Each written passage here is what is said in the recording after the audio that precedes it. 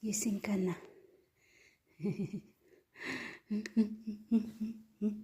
Yuy, antok pa oh.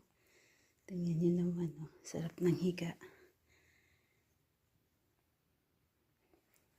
Hapon na, gising na. Hapon na. Hapon na.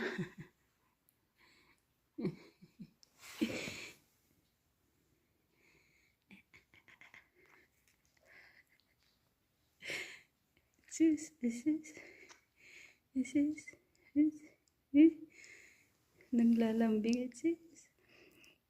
Hindi yan kasi pinagalitan yan eh. Kaya ganyan siya eh. Napagalitan eh. Salbahe.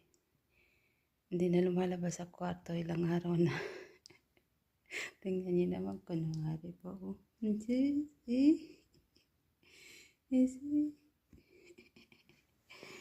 Tingnan niyo naman.